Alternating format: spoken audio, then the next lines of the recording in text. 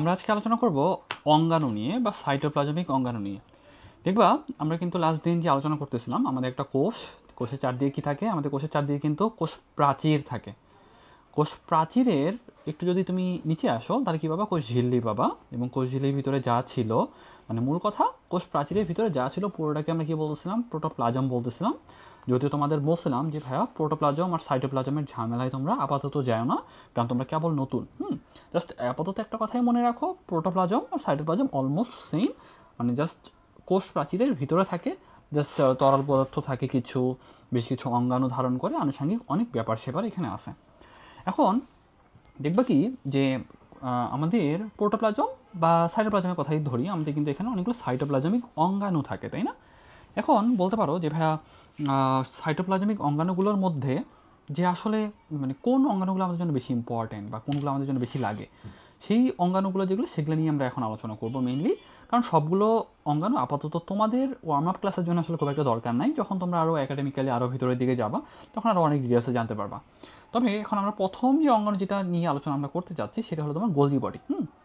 Golgi বডিটা না আমাদের জন্য বেশি ইম্পর্ট্যান্ট, কেন জানো? এই গোলজি বডি না অনেকগুলো মানে অপরনাম আছে। অপরনাম বলতে অ্যাকচুয়ালি মিন করতে চাচ্ছি যে সাপোজ আমি যদি বলি যে ভাইয়া গোলজি বডির আর কী কী নাম আছে, জাস্ট একটা জিনিস মনে রাখো, Golgi body. Golgi body, Golgi বডির মোটামুটি অলমোস্ট 4টা তোমার মানে অল্টারনেটিভ বা অপরনাম আছে। অপরনাম কী কী বলো তো? জাস্ট মনে রাখবা, ডিকটায়োসোম। ডিকটায়োসোম। ডিকটায়োসোম। তারপরটা হলো তোমার ইডিওসোম। ইডিওসোম। তারপরটা হলো তোমার লাইপোকন্ড্রিয়া। লাইপোকন্ড্রিয়া। লাইপোকন্ড্রিয়া। আবার তোমার কোষের ট্রাফিক পুলিশও বলা হয়, বুঝছো? আমি যদি তোমাকে বলি যে ট্রাফিক পুলিশ বলা হয় কোনটাকে, তাহলে বলবা যে আমাদের গোলজি বডি যেটা সেটাই কিন্তু আমরা হলো ট্রাফিক পুলিশও বলি। তাহলে জাস্ট এই জিনিসটা মনে রাখবা, কোষের ট্রাফিক পুলিশকে তাহলে বলবা গোলজি বডি। ওকে, তাহলে জিনিসগুলো একটু তোমাদের মনে রাখতে হবে।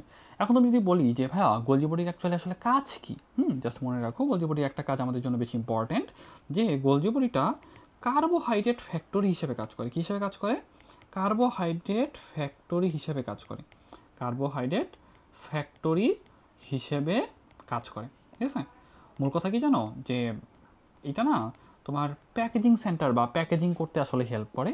তারপর আরও অনেক ব্যাপার স্যাপার এখানে আছে, খুব একটা তোমাদের জন্য আপাতত দরকার নেই। সহজ কথা একটু মনে রাখো, আমি যদি বলি যে ভাইয়া গোলজি বডির অপর নাম কী কী আছে, তাহলে বলবো ডিকটায়োসোম, ইডিওসোম, লাইপোকন্ড্রিয়া আর কোষের ট্রাফিক পুলিশ। আর যদি বলি যে ভাই কাজ কী আছে, তাহলে বলবা যে এটা কার্বোহাইড্রেট ফ্যাক্টরি হিসেবে কাজ করে এবং শুক্রাণুর অ্যাক্রোজোম তৈরি করে। কী তৈরি করে বলো? শুক্রাণুর অ্যাক্রোজোম তৈরি করে। এখন তুমি বলতে পারো ভাইয়া অ্যাক্রোজোম কি, এটাই তো জানি না। অ্যাক্রোজোম কি, এটাই তো জানি না। জাস্ট একটা কথা মনে রাখো, সাপোজ মনে করো এটা যদি তোমার শুক্রাণু হয়, এটা যদি শুক্রাণু হয়, মাথার দিকে একটা পার্ট থাকে যেটাকে বলা হয় অ্যাক্রোজোম। এই অ্যাক্রোজোমটা তৈরি করে কে? তোমার মানে তোমার গোলজি বডি। আমি যদি জিজ্ঞাসা করি যে তোমার শুক্রাণুর অ্যাক্রোজোম কে তৈরি করে দেয়, তাহলে বলবো গোলজি বডি। আপাতত জাস্ট এইটুকু যদি অন্তত মনে রাখতে পারো তাহলে দেখবো যে তোমাদের এখান থেকে আর কিছু খুব একটা লাগে না। আর একটা জিনিস একটু মনে রাখবো, এই যে তোমার গোলজি বডি যেটা, সেটাই কিন্তু অনেকটা প্যাকেজিং সেন্টারের মতো কাজ করে বা প্যাকেজিং সেন্টার বলা হয়। কী বলা হয়? প্যাকেজিং সেন্টার বলা হয়। কী বলা হয়? প্যাকেজিং সেন্টার বলা হয়। তাহলে এই জিনিসটা একটু ভালোভাবে তোমাদের মনে রাখতে হবে। আচ্ছা ওকে, এখন আসো আমরা লাইসোসোম নিয়ে আলোচনা করি। লাইসোসোম জিনিসটা কি অ্যাকচুয়ালি? লাইসোসোম জিনিসটা হইল ফ্যাগোসাইটোসিস করতে পারে এরকম একটা অঙ্গাণু, ফ্যাগোসাইটোসিস। এখন তুমি বলতে পারো ভাইয়া ফ্যাগোসাইটোসিস কি, এটাই তো জানি না। ফ্যাগোসাইটোসিস করতে পারে এরকম একটা অঙ্গাণুকে, যে তোমার লাইসোসোম। এখন বলতে পারো ভাইয়া ফ্যাগোসাইটোসিস কি, এটাই তো জানি না। ফ্যাগোসাইটোসিস হইল অ্যাকচুয়ালি তোমার কোনো একটা ব্যাকটেরিয়া তোমার কোষে প্রবেশ করছে, সেই ব্যাকটেরিয়াটাকে যে তোমার দেহের যে শ্বেত রক্তকণিকা আছে তারা তোমার সেটাকে গ্রাস করে ফেলবে এবং সেটাকে মেরে ফেলবে। এই যে পুরো যে প্রক্রিয়া যেটা, সেটাকে বলা হয় ফ্যাগোসাইটোসিস। ওকে, মূল কথা হইল জীবাণু ধ্বংসকরণ প্রক্রিয়া। ওকে, জীবাণু ধ্বংসকরণ প্রক্রিয়া। ধ্বংসকরণ প্রক্রিয়া। তো এটা কে করতে পারে? এটা কিন্তু তোমার লাইসোসোম করতে পারে। সেই জন্য দেখবা কি, আমি যদি বলি যে ফ্যাগোসাইটোসিস করে কে, তাহলে বলবা লাইসোসোম। এবং এখন তোমাকে না আরও বেশ কিছু কোশ্চিন করতে পারে, অটোফ্যাগি করে কে জানো? অটোফ্যাগি করে কে? অটোফ্যাগি করে কে? তাহলে বলবা লাইসোসোম। আমি বলতে পারবো হ্যাঁ অটোফ্যাগি কি? অটো মানে কি জানো, অটো মানে হইলো যে তোমার নিজেকে, মানে অটো মানে হলো মানে নিজে, মানে মূল কথা সে নিজে নিজেকে মেরে ফেলতে পারে, বা নিজে ও একটা কোষ যেটা, সে কোষটাকে পুরোটাকে সে ধ্বংস করে ফেলতে পারে, বুঝছো। আমি যদি জিজ্ঞাসা করি, মনে করো যে এখন মনে করো তোমার কাছে আশেপাশে খাবার দাবার নাই, তার মানে কি তুমি বেঁচে থাকতে পারবে না। এখন সেই ক্ষেত্রে কী করা যেতে পারে, নিজের সংখ্যাটা কমানো যেতে পারে, তাই না, কোষের সংখ্যাটা কমানো যেতে পারে। তখন কী করে জানো, এই যে লাইসোসোম যেটা নিজের ভিতরে যা যা উপাদান ছিল, এনজাইম ছিল, সে সেটাকে অবমুক্ত করে দেয় বা বের করে দেয়। তাহলে কী হয়, আশেপাশে যে কোষগুলো যেগুলো ছিল সেগুলো মারা যায়। যেহেতু নিজেই নিজেকে মেরে ফেলতেছে, সেই জন্য আমরা এটা কী বলতে পারি জানো, অটোফেগে বলতে পারি, বা আবার সুইসাইডাল স্কোয়াডও বলতে পারি। কেন সুইসাইডাল স্কোয়াড বলি? হ্যাঁ, সুইসাইডাল স্কোয়াড বলি কারণ দেখবা কি, যখন কোনো একটা কোষ মনে করো যে সেটা আস্তে আস্তে খারাপের দিকে যাচ্ছে, এখন তুমি যদি সেটাকে বাঁচায় রাখো তাহলে সেটা কিন্তু একসময় গিয়ে ক্যান্সার তৈরি করতে পারে। সেই জন্য কোষ সিদ্ধান্ত নেয় যে এটাকে আর বাঁচায় রাখা ঠিক হবে না। যখন কোষ সিদ্ধান্ত নেয় যে এটাকে আর বাঁচায় রাখা ঠিক হবে না, তখন কোষটা লাইসোসোমকে বলে যে তুমি ওকে মেরে ফেলো, বুঝতে পারছো, তুমি ওকে নিয়ে নিজে নিজে মরে যাও। তো এই যে তোমার নিজে আরেকজনকে নিয়ে মরতেছে, এটা কি বলবো, সুইসাইড। তার মানে সুইসাইডাল স্কোয়াডও বলা হয়। তাহলে আমি যদি জিজ্ঞাসা করি যে ভাইয়া সুইসাইডাল স্কোয়াড বলা হয় কাকে, সুইসাইডাল স্কোয়াড বলা হয় কাকে, তাহলে বলবা তোমার লাইসোসোমকে। ওকে, যদি বলি যে অটোফ্যাগি করে কে, তাহলে বলবো লাইসোসোম। তাহলে যদি বলি ইন শর্ট তোমাকে যদি বলি ফ্যাগোসাইটোসিস করে কে, বলবো লাইসোসোম। ফ্যাগোসাইটোসিস মানে কি, জীবাণু ধ্বংসকরণ প্রক্রিয়া। যদি বলি যে ভাই অটোফ্যাগি কি, তাহলে বলবা সাপোজ খাবারের অনেক অভাব পড়ছে, তখন কী হয় জানো, ওই লাইসোসোমের যে প্রাচীর যেটা সেটা ফেটে যায়, এবং মানে যে এনজাইমগুলো যেগুলো ছিল সেগুলো ছড়ায় পড়ে, এবং আশেপাশে যে কোষগুলো যেগুলো সেগুলোও মারা যায়, এবং কোষটাও পরিপাক হয়ে যায়, বুঝতে পারছো। এবং এটা না, যখন মনে করো সাপোজ যে একটা কোষ খারাপের দিকে যাচ্ছে এবং সেটা কিন্তু পরবর্তীতে ক্যান্সার তৈরি করতে পারে, তখন কোষ সিদ্ধান্ত নেয় যে সে নিজে সুইসাইড করবে। এই সুইসাইডের যে পুরো প্রক্রিয়া যেটা, সে নিজে নিজেকে ধ্বংস করে ফেলবে, এই পুরো প্রক্রিয়াটা কে মেনটেন করে, এই কিন্তু লাইসোসোম যেটা সেটাই কিন্তু মেনটেন করে। সেজন্য এটা কিন্তু আমরা সুইসাইডাল স্কোয়াডও বলি। ওকে, জাস্ট এই জিনিসটা একটু মনে রাখবা। জাস্ট এটা পড়লে তোমাদের এখান থেকে সাধারণত আর খুব একটা বেশি আপাতত তোমাদের জানার প্রয়োজন নেই। এখন আমাদের আরেকটা জিনিস আছে হলো মাইটোকন্ড্রিয়া। তোমরা হয়তো মাইটোকন্ড্রিয়া নিয়ে খুবই আগেও পড়াশোনা করছো, যে মাইটোকন্ড্রিয়া সম্পর্কে তোমাদের জানা থাকা উচিত। মাইটোকন্ড্রিয়াকে না আমরা কিন্তু পাওয়ার হাউস বলি। কী বলি জানো, পাওয়ার হাউস বলি। কেন পাওয়ার হাউস বলি, কারণ সব শক্তি এখানেই কিন্তু তৈরি হয়, তাই না, সব শক্তি এখানেই তৈরি হয়। হ্যাঁ, সেজন্য কিন্তু আমরা সাধারণত মাইটোকন্ড্রিয়াকে তোমার আমাদের সেল বা কোষের পাওয়ার হাউসও বলি। ঠিক আছে, এটা একটু ভালোভাবে মনে রাখতে হবে। এখন তোমাকে জিজ্ঞাসা করবে যে মাইটোকন্ড্রিয়া না প্রথম কে আবিষ্কার করেন জানো, কলিকার নামে একজন বিজ্ঞানী আছে, কলিকার নামে একজন বিজ্ঞানী আছে, উনি সর্বপ্রথম মাইটোকন্ড্রিয়া আবিষ্কার করেন। তাহলে এই জিনিসটা একটু মনে রাখবা। পাশাপাশি যে একজন বিজ্ঞানী আছে বেন্ডা, বেন্ডা নামে একজন বিজ্ঞানী আছে, উনি হলো নামকরণ করেন। ঠিক আছে, নামকরণ করেন। তাহলে এই দুটো জিনিস একটু কষ্ট করে মনে রাখিও, যে কলিকার কী করেন, আবিষ্কার করেন, এবং কার্ল বেন্ডা উনি হলো মাইটোকন্ড্রিয়ার নামকরণ করেন। দেখো কি মাইটোকন্ড্রিয়া যদি একটু তুমি গঠনটা একটু বইয়ে যেয়ে একটু দেখো, তাহলে দেখবা কেমন, এই যে এরকম করে সাপোজ একটা থাকে, এরকম করে বেশ কিছু তোমার এই যে এরকম স্ট্রাকচার থাকে। হ্যাঁ, এরকম স্ট্রাকচার থাকে। আমি যদি খুব একটা ভালো করে আঁকতেছি না, একটু দেখো, এই যেখানে না বেশ কিছু তোমার গুটি গুটি গুটি গুটি জানা থাকে, বুঝছো, এরকম জাস্ট একটা বড় টাইপের স্ট্রাকচার। এরকম একটা স্ট্রাকচার দেখলেই বুঝে ফেলবা যে এটা কিন্তু ভাইয়া মাইটোকন্ড্রিয়ার কথা বলতেছে, এবং এই মাইটোকন্ড্রিয়া কিন্তু আমাদের শক্তি রূপান্তরে হেল্প করে। ওকে, তাহলে এই জিনিসটা একটু মনে রাখো যে আমাদের মাইটোকন্ড্রিয়ার কাজ কি ভাইয়া, এখানে এটিপি তৈরি করা বা শক্তি তৈরি করা। কি তৈরি করা, এটিপি বা শক্তি তৈরি করা। তুমি বলতে পারো ভাইয়া এটিপি কি, এটাই তো জানি না। এটিপি মনে রাখো আপাতত একটা এক ধরনের মানে জাস্ট একটা কয়েন, হ্যাঁ, জাস্ট টাকা, যেটা তোমার কোষ ইউজ করতে পারে বা ব্যবহার করতে পারে। ঠিক আছে, এটা এই কথাটা একটু মনে রাখবা।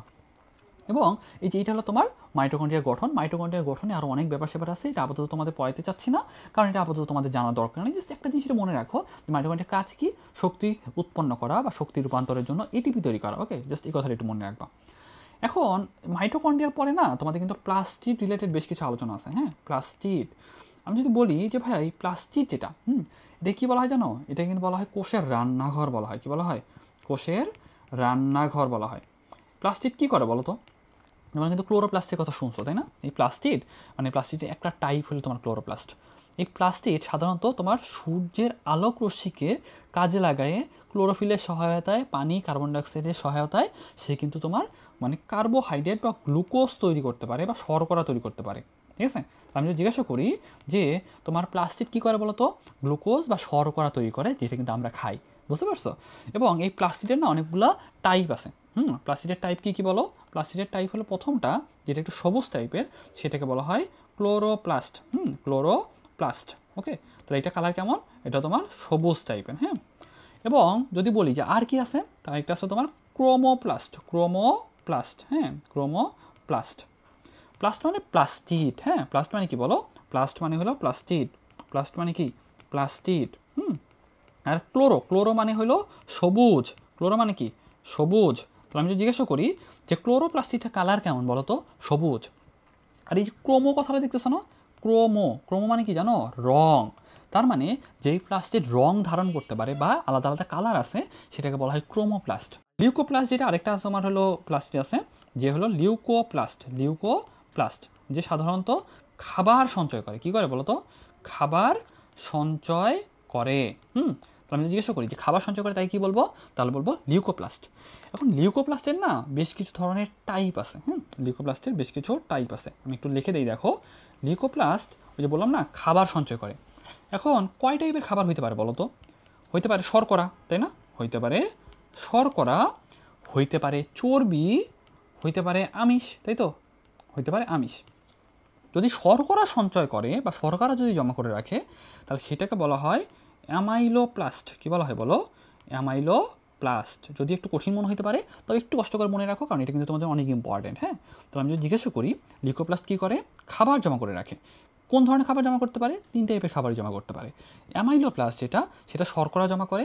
যেটা লিউকোপ্লাস্ট সেটা হলো তোমার চর্বি সঞ্চয় করে রাখে। লিউকোপ্লাস্ট সে কী করে? চর্বি সঞ্চয় করে রাখে। আর আমিষ যেটা বা তোমার প্রোটিন, সেটা কি করে? অ্যালিউরোপ্লাস্ট, অ্যালিউরোপ্লাস্ট, হ্যাঁ, সে কিন্তু তোমার আমিষ জাতীয় খাবার যেটা, সেটা সঞ্চয় করে রাখতে পারে। এখন ওই যে তোমার বলছিলাম না ক্রোমোপ্লাস্টের না বেশ কিছু কালার আছে, বুঝছো? যে রোডোপ্লাস্ট নামে একটা জিনিস শুনবা। হ্যাঁ, রোডো মানে কি জানো? রোডো মানে লাল। হ্যাঁ, রোডো মানে লাল। তাহলে আমি যদি জিজ্ঞাসা করি রোডোপ্লাস্টের কালার কেমন হয় বলো তো? লাল কালার হবে। ওকে, তাহলে জাস্ট এই জিনিসটা মনে রাখো। আর আরও বেশ কিছু কালার আছে, যেগুলো আপাতত তোমাদের খুব একটা দিতে চাচ্ছি না, যেটা তোমরা আরও যখন পড়াশোনা শুরু করবা তখন আর জানতে পারবা। যেমন আরও কয়েকটা উদাহরণই একটু বলি, যে ফিওপ্লাস্ট সেটা কালার হলো বাদামি। যদি বলি জ্যান্থোপ্লাস্ট, সেটা কালার হলো হলুদ। ক্যারোটিনোপ্লাস্ট, সেটা কালার হলো কমলা। আপাতত এতগুলো তোমাদের মুখস্থ করাতে চাচ্ছি না, আপাতত তোমরা যেহেতু নতুন, জাস্ট তোমাদের একটু কঠিন লাগতে পারে, সেই জন্য জাস্ট একটু আইডিয়া নিয়ে রাখো যে এইরকম টাইপের নাম কিন্তু তোমাদের এই চ্যাপ্টারে উল্লেখ ছিল, যাতে পড়ার সময় পরবর্তী যেন অন্তত অচেনা মনে না হয়। ওকে, তাহলে আমি যদি জিজ্ঞাসা করি যে ভাইয়া কয় টাইপের হতে পারে প্লাস্টিক, তাহলে বলবো 3 টাইপের হতে পারে, ক্রোমোপ্লাস্ট, ক্লোরোপ্লাস্ট আর তোমার লিউকোপ্লাস্ট কী করে? খাবার সঞ্চয় করে। কোন টাইপের খাবার সঞ্চয় করে সেটা একটু মনে রাখা লাগবে। আর ক্রোমোপ্লাস্ট হলো কালার থাকে, কারণ সেটার কারণে কিন্তু তোমার ফুল, পাতায় সাধারণত তোমার ক্লোরোপ্লাস্ট থাকে। কি থাকে? পাতায় কিন্তু ক্লোরোপ্লাস্ট থাকে। আর ফুল, ফল এগুলোতে কিন্তু তোমার ক্রোমোপ্লাস্ট থাকে। ঠিক আছে, সেজন্য আসলে দেখবে কি ওগুলো তোমার রঙিন লাগতেছে, সেটা কিন্তু পরাগায়নে হেল্প করতেছে। এখন তুমি বলতে পারো ভাইয়া পরাগায়ন কি? পরাগায়ন হইল, সাপোজ মনে করো একটা স্ত্রী ফুল, সেটাতে যখন একটা পরাগ রেণু এসে পতিত হয়, তখন সেখানে পরাগায়ন সম্পন্ন হয়। ওকে, যেটা পরবর্তীতে ফুল, ফল, মানে সেটা সামনের দিকে আর অনেক আলোচনা আছে, সেটা পরবর্তীতে কোনো একটা চ্যাপ্টারে আমরা আলোচনা করবো। ওকে, এখন সামনে চলে আসো, আমি যদি তোমাকে একটু বলি যে ভাইয়া আমাদের কিন্তু প্লাস্টিডের মোটামুটি এই টাইপগুলো ছিল। কারণ প্লাস্টিডের না তোমার একটু আকার আকৃতিগুলো যেটা, সেটা একটু জাস্ট আঁকা শিখিও, তাহলে তোমার জন্য একটু ভালো হয়। এরকম না বেশ কিছু তোমার একটু স্ট্রাকচার ছিল, বুঝছো? এরকম বেশ কিছু তোমাদের স্ট্রাকচার আছে, যেগুলো কিন্তু তোমাদের পরবর্তীতে লাগবে। এই স্ট্রাকচারটা তোমরা একটু আঁকা শিখতে পারলে তোমাদের জন্য অনেক কাজে দিবে পরে। জাস্ট দেখবা যে এরকম কিন্তু তোমার ক্লোরোপ্লাস্টের যদি আকারগুলো একটু দেখো, এরকম তোমার একটা স্ট্রাকচার সম্বলিত বেশ একটা চিত্র ছিল, সেই চিত্রটা একটু আঁকা শিখিও, তাহলে আপাতত তোমাদের জন্য এখান থেকে আর কিছু খুব একটা দরকার নেই। যদি বলি যে ভাইয়া প্লাস্টিকের কাজ কি, তাহলে বলবা খাবার উৎপন্ন করা বা শর্করা জাতীয় খাবার উৎপন্ন করা। আর কি করা? খাবার সঞ্চয় করে রাখতেও হেল্প করে। খাবারটা কি তৈরি করে, সেটা কোথা থেকে তৈরি করে বলো তো? সে কিন্তু বাতাসে যে কার্বন ডাইঅক্সাইড সেটা নেয়, পানি নেয়, এবং তোমার যে ক্লোরোফিল সেটা কিন্তু কাজে লাগে, সে কিন্তু আসলে মূলত এই কাজটা সম্পন্ন করে। ওকে, তাহলে জিনিসটা মনে রাখবা, প্লাস্টিড কিন্তু আমাদের খাবার তৈরি করে, এবং মাইটোকন্ড্রিয়া সেই খাবারটাকে কিন্তু তোমার ভেঙে এটিপি তৈরি করে। হ্যাঁ, আমি যদি বলি এটিপি কি? এটিপি হলো একটা টাকা বা কয়েন। ঠিক আছে, যে হলো যেটা আমাদের শরীর সেই কয়েন দিয়ে সে তাপ বা অন্য শক্তিতে রূপান্তর করে নিজের কাজে লাগাইতে পারে। ওকে, জাস্ট এই কথাটা একটু মনে রাখবা। এখান থেকে আপাতত তোমাদের আর কিছু একটা লাগে না। সেন্ট্রিওলে আসো। সেন্ট্রিওল নামে একটা অঙ্গাণু পাবা, হ্যাঁ, সেন্ট্রিওল নামে একটা অঙ্গাণু পাবা, যেই অঙ্গাণুটা তোমার কোষ বিভাজনে হেল্প করে। হ্যাঁ, কিসে হেল্প করে বলো? কোষ বিভাজনে হেল্প করে। কিসে হেল্প করে? কোষ বিভাজনে হেল্প করে। এই সেন্ট্রিওল যেটা, সেটা কিন্তু ওই যে মাকুতন্ত্র আছে না, মাকুযন্ত্র, মাকুযন্ত্র, এই মাকুযন্ত্র তৈরি করতে কিন্তু সাধারণত হেল্প করে এই সেন্ট্রিওল। ঠিক আছে, জাস্ট এই কথা একটু মনে রাখো। আমি যদি বলি যে মাকুযন্ত্র তৈরি করতে, কোষ বিভাজনের সময় মাকুযন্ত্র তৈরি করতে গিয়ে হেল্প করে, তাহলে হলো সেন্ট্রিওল। আর একটা জিনিস মনে রাখবা, শুক্রাণুর লেজ তৈরি করে কারে জানো? শুক্রাণুর লেজ তৈরি করে কে? শুক্রাণুর লেজ কিন্তু তোমার এই সেন্ট্রিওলই তৈরি করে দেয়। ওকে, তাহলে এই জিনিসটা একটু ভালোভাবে মনে রাখবা। এখন তোমাদের সেন্ট্রিওলের পাশাপাশি নিউক্লিয়াস আমাদের জন্য খুবই খুবই ইম্পর্টেন্ট, বুঝছো?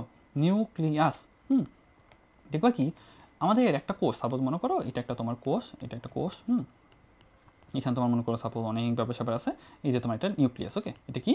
নিউক্লিয়াস। নিউক্লিয়াস হইল আমাদের কোষের মস্তিষ্ক বা কোষের ব্রেইন। কোষের ব্রেইন বলা হয় কাকে? নিউক্লিয়াসকে। কারণ এখানেই সিদ্ধান্ত নেওয়া হয় যে আসলে কি হবে, সে কি কোষ বিভাজনে যাবে নাকি আসলে কি করবে, সেটা কি হবে, তোমার মানে ডিএনএ কি আছে, কোথায় কি আছে, আনুষঙ্গিক যে ব্যাপারগুলো যেগুলো, সেগুলো কিন্তু এখানেই সিদ্ধান্ত নেওয়া হয়। তাহলে আমি জিজ্ঞাসা করি এবার কোষের মস্তিষ্ক বলা হয় কোনটাকে? তাহলে ওটা নিউক্লিয়াসকে কিন্তু কোষের মস্তিষ্ক বলা হয়।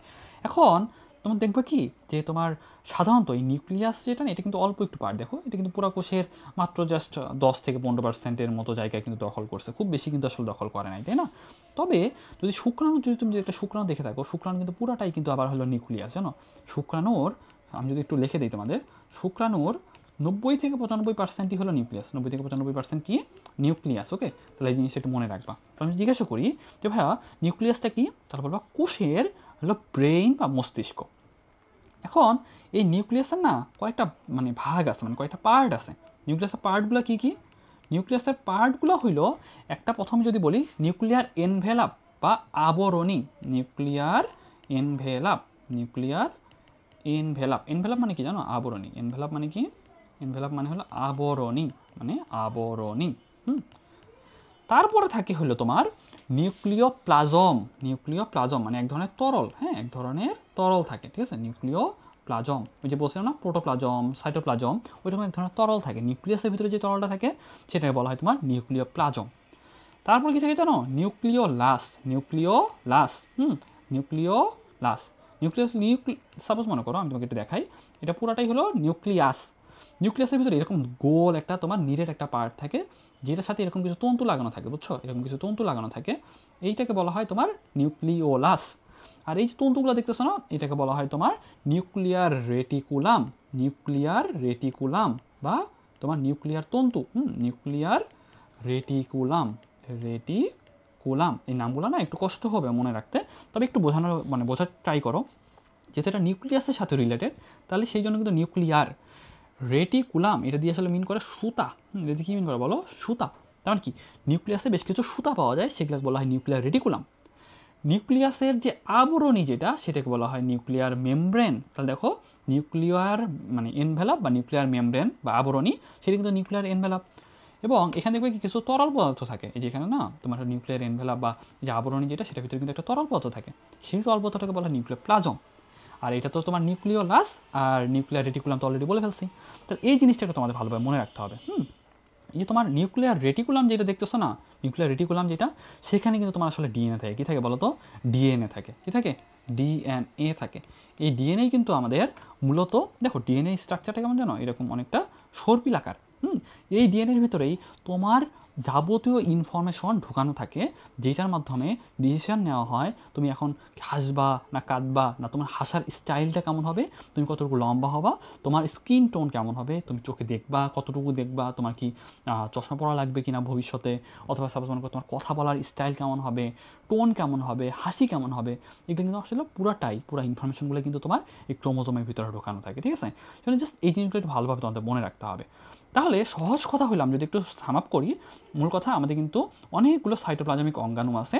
এই সাইটোপ্লাজমিক অঙ্গাণুগুলোর মধ্যে গোলজি বডির কাজ কি, অনেকগুলো মানে অপর নাম আছে, যেমন ডিকটায়োসোম, ইডিওসোম, লাইপোকন্ড্রিয়া, প্যাকেজিং সেন্টার এবং কোষের ট্রাফিক পুলিশ বলা হয়। এবং এটা কিন্তু তোমার মেইনলি কার্বোহাইড্রেট ফ্যাক্টরি হিসেবেও কাজ করে। লাইসোসোম কী করে বলতো? ফ্যাগোসাইটোসিস করে। মাইটোকন্ড্রিয়া কী করে? তোমার কোষের তোমার পাওয়ার হাউস হিসেবে কাজ করে। এবং তুমি যদি খেয়াল করো যে তোমার প্লাস্টিড কিন্তু তোমার কোষের রান্নাঘর হিসেবে কাজ করে। সূর্যের আলোকরশ্মি, ক্লোরোফিল, কার্বন ডাইঅক্সাইড, পানিকে কাজে লাগায় আলটিমেটলি সে কিন্তু শর্করা জাতীয় খাবার তৈরি করতেছে, যেটা আমরা কিন্তু সাধারণত খেয়ে বেঁচে থাকতেছি। শুনে দেখবা কি, যদি গাছপালা না থাকতো তাহলে কিন্তু আমরা বেঁচে থাকতাম না। কেন? কারণ একমাত্র গাছই কিন্তু তোমার ক্লোরোপ্লাস্টকে কাজে লাগায়, সূর্যালোককে কাজে লাগায়, কার্বন ডাইঅক্সাইডকে ইউজ করে শর্করা জাতীয় খাবার তৈরি করতে পারতেছে। এই শর্করা জাতীয় খাবার কিন্তু আমরা খাচ্ছি।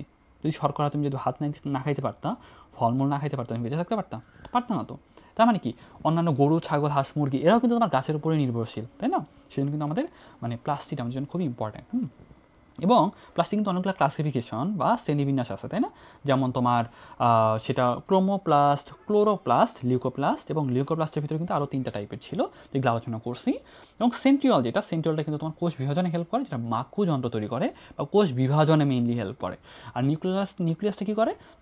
নিউক্লিয়াস যেটা, সেটা কিন্তু আমাদের কোষের ব্রেইন হিসেবে কাজ করে, এবং সেটা কিন্তু আসলে সিদ্ধান্ত নিতে হেল্প করে। সেটা আসলে তোমার মানে ডিএনএ থাকে সেখানেই, এবং এই ডিএনএ ভিতরেই তোমার কিন্তু যাবতীয় ইনফরমেশন লুকানো থাকে। ওকে, সো আই থিঙ্ক তোমাদের এটুকু অন্তত বোঝাইতে পারছি। তোমরা জাস্ট একটু ক্লাস নোটগুলো একটু দেখো, আর পড়াশোনা একটু রেগুলার যতটুকু পারো একটু জাস্ট চেষ্টা করো, আর ক্লাসগুলো একটু দেখো। I think that would be far enough. মানে তোমাদের জন্য এর থেকে আর বেশি কিছু খুব একটা দরকার হয় না কখনোই। ওকে, সো থ্যাংক ইউ এভরিওয়ান, আসসালামু আলাইকুম।